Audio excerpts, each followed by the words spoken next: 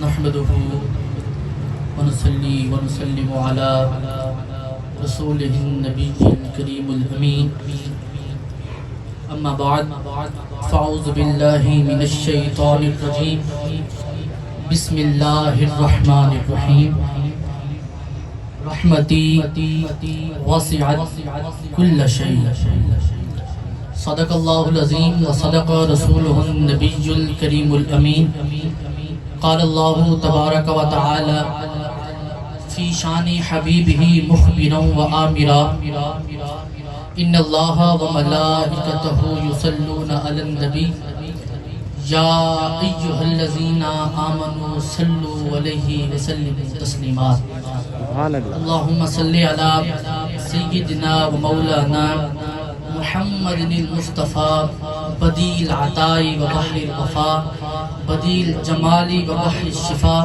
سيدنا أبي الزهراء وعلى آله وبارك وسلم وصلوا عليه.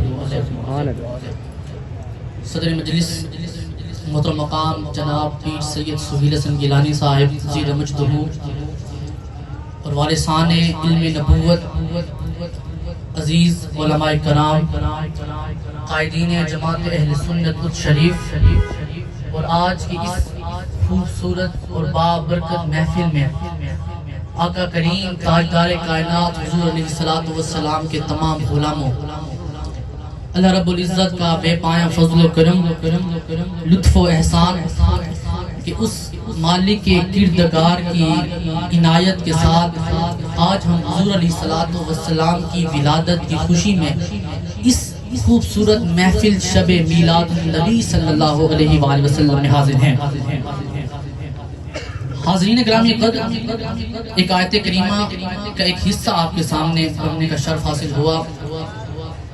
اللہ رب العزت نے فرمایا کہ رحمتی واسعت کل شیء، کہ ہر شے میری رحمت کے احاطے اور گھیرے میں ہے،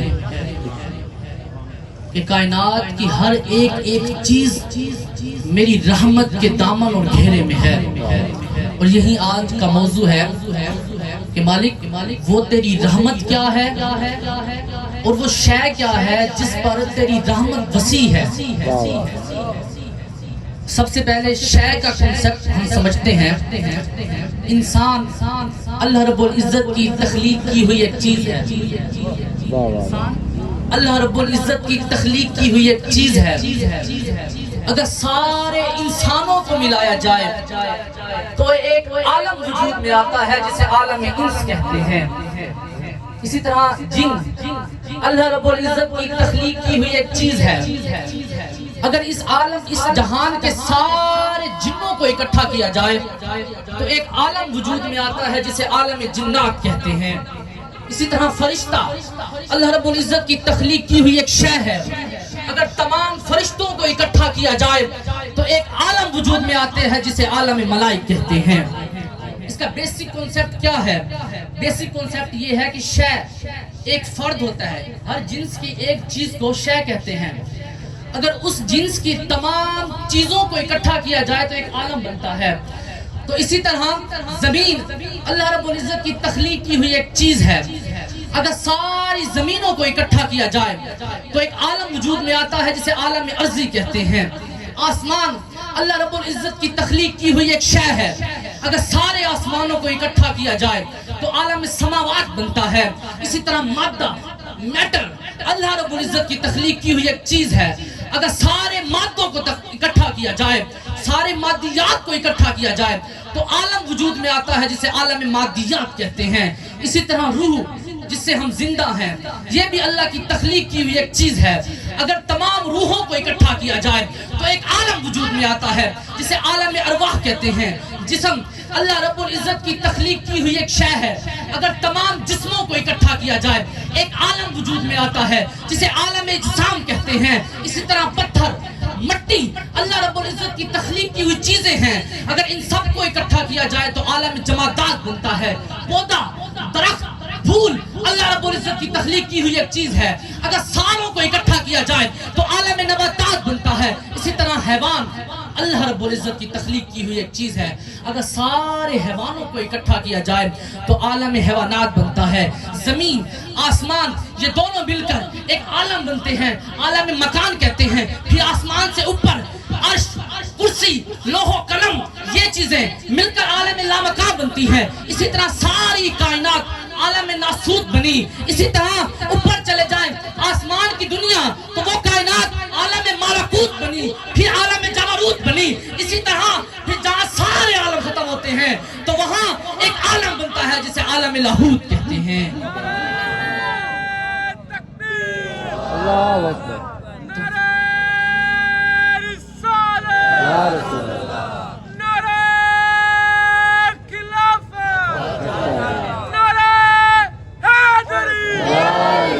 تو الغرض اللہ رب العزت نے جتنی چیزیں ہر جنس کی، ہر نوع کی، ہر اقسام کی پیدا کی، وہ سب الگ الگ جنس، الگ الگ نوع، الگ الگ اقسام ایک عالم بنتے ہیں.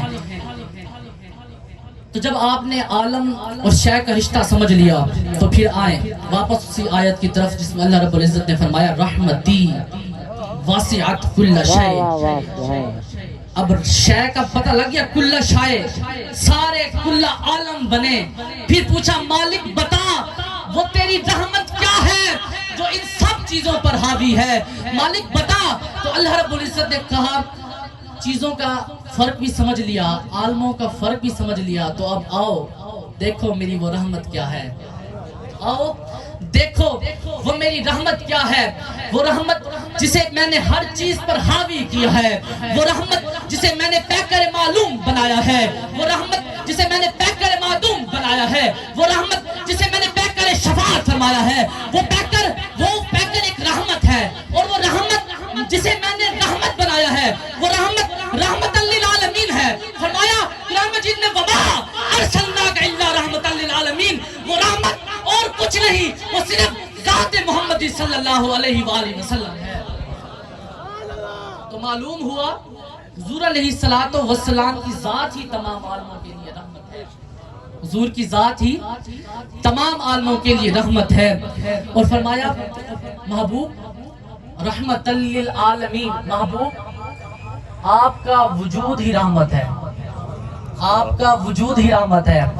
تو جب وجود کہا نا تو آپ کا جسم بھی رحمت ہے، آپ کا روح مبارک بھی رحمت ہے، آپ کا قلب اطہر بھی رحمت ہے، آپ کا عقل و دماغ بھی رحمت ہے، آپ کا نفس اطہر بھی مبارک ہے، آپ کے منہ مبارک بھی رحمت ہے، آپ کے کپڑے جوڑے نالین بھی رحمت ہے، آپ کی ہر ایک چیز رحمت ہے، آپ کے حرکات و سکنات بھی رحمت ہے، آپ کا کلام کرنا بھی رحمت ہے، آپ کا خاموش رہنا بھی رحمت ہے، آپ کا ظاہری زندگی میں جلوہ افروز بھی رحمت ہے، آپ کا یہاں سے پردہ فرما جانا بھی رحمت ہے، آپ کا مدینے کی گلیوں میں، مدینے کے گلی کوچوں میں گھومنا بھی رحمت ہے، گنبد خضرا کے نیچے آرام فرمانا بھی رحمت ہے، آپ کا مدینے کی گلیوں میں گھومنا بھی رحمت ہے، آپ کا مدینے کی گنبد خضرا کے نیچے آرام فرمانا بھی رحمت ہے، آپ کا آنا بھی رحمت ہے، آپ کا جانا بھی رحمت ہے، اور جا کر یہیں رہنا بھی رحمت ہے، اور جا کر یہیں رہنا بھی رحمت ہے،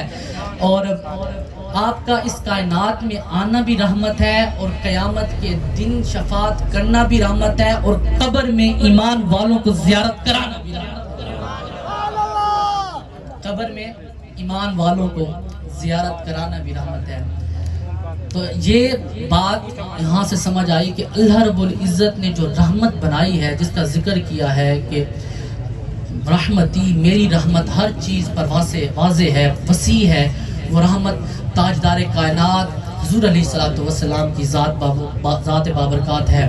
اور اگر جب اللہ کسی چیز کے حکم دیتا ہے کہ کن فیکون، تو وہ اپنی رحمت کے ذریعے ذکر کرتا ہے کہ تو وہ شے بن جا. تو معلوم ہوا کہ ہر چیزوں سے بننے سے پہلے بھی حضور رحمت تھے. دعا ہے اللہ رب العزت سے کہ اللہ پاک حضور علیہ السلام کی اس رحمت کو ہم سب کو لپیٹنے کی کوشش، ہمیں لپیٹنے کی سعادت نصیب فرمائے، اور ہمارے اولادوں میں حضور کے اس عشق کو اجاگر کرے. اور آخر میں آپ تمام احباب سے التماس بھی ہے، اگر کچھ الفاظ آپ کے شایان شان نہ کہہ سکا ہوں تو اللہ رب العزت حضور کی شان تو بہت وارا اور ورا ہے، تو اللہ پاک میرے ان ٹوٹے پھوٹے کلمات کو اپنی بارگاہ عالیہ کے اندر قبول و منظور فرمائے۔